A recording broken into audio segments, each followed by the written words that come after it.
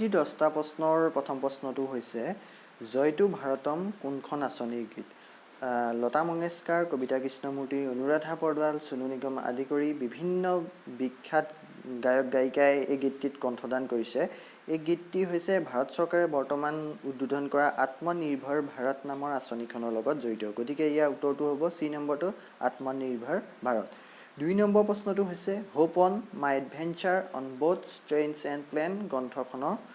ৰচক কোন এতিয়া ইয়াৰ এই গ্ৰন্থখনৰ ৰচক হৈছে ৰাস্কিন বণ্ডে তেওঁ ৮৬ সংখ্যক জন্মদিনত এই গ্ৰন্থখন উন্মোচন কৰিছে গতিকে ইয়াৰ উত্তৰটো হ'ব বি নম্বৰটো ৰাস্কিন বণ্ড 3 নম্বৰ প্ৰশ্নটো আহিছে নেশ্যনেল এণ্টি ডপিং এজেন্সিৰ বৰ্তমান সঞ্চালক কোন ইয়াৰ উত্তৰটো হ'ব চি নম্বৰটো নবীন আগৰৱাল ভাৰতত বৰ্তমান ডপিং টেষ্টত ধৰা পৰি দুগৰাকী এথলীট খেলৰ পৰা বহিষ্কাৰ হৈছে গতিকে এই প্ৰশ্নটো এই ক্ষেত্ৰত উত্থাপন হৈছে গতিকে ইয়াৰ উত্তৰটো হ'ব চি নম্বৰটো নবীন আগৰৱাল 4 নম্বৰটো প্ৰশ্ন হৈছে আমফান ধুমুহা উৎপত্তিস্থল কি বৰ্তমান সময়ত ভাৰতৰ বিভিন্ন ঠাইত সন্ত্ৰাস চলাই থকা আমফান ধুমুহা উৎপত্তিস্থল হৈছে বংগোপসাগৰ গতিকে ইয়াৰ উত্তৰটো হ'ব চি নম্বৰটো বংগোপসাগৰৰ পৰা আৰম্ভ কৰি উৰিষ্যা পশ্চিমবংগ আদি বাংলাদেশ বিভিন্ন ঠাইত এই ধুমুহাই সন্ত্ৰাসৰ সৃষ্টি কৰিছে গতিকে ইয়াৰ উত্তৰটো হ'ব চি নম্বৰটো বংগোপসাগৰ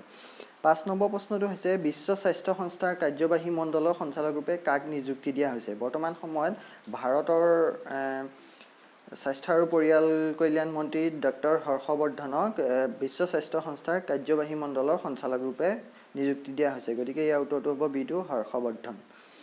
6 নম্বৰ প্ৰশ্নটো হৈছে কোনখন দেশত দৰ্শক অবিহনে ফুটবল খেল অনুষ্ঠিত কৰা হ'ব য'ত প্ৰতিজন খেলুৱৈ কোৱাৰেণ্টাইন আৰু স্বাস্থ্য পৰীক্ষা কৰি খেলোৱা হ'ব কোভিড-19ৰ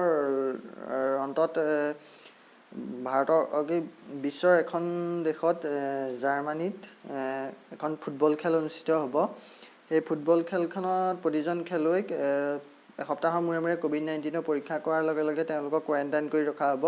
আৰু এই খেলখনত কোনো দৰ্শক নাথাকে এই খেলখন বাণ্ডেছ লীগ বুলি কোৱা হয় এখন জাৰ্মানীত অনুষ্ঠিত হ'ব গতিকে ইয়াৰ উত্তৰটো হ'ব বি নম্বৰটো জাৰ্মানী 7 নম্বৰ প্ৰশ্নটো হৈছে সন্ত্ৰাসবাদ নিৰ্মূল দিৱস কেতিয়া পালন কৰা হয় ইয়াৰ উত্তৰটো হ'ব ডি নম্বৰটো 21 মে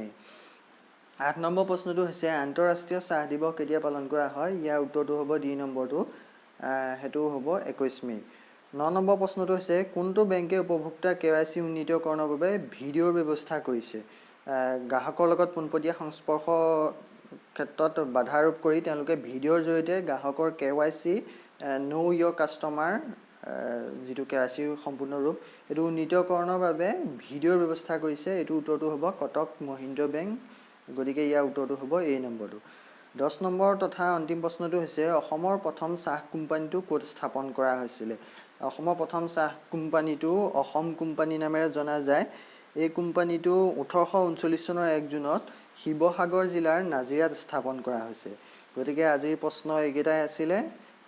প্ৰশ্নখিনি ভাল পালে লাইক কমেন্ট শ্বেয়াৰ কৰিব ধন্যবাদ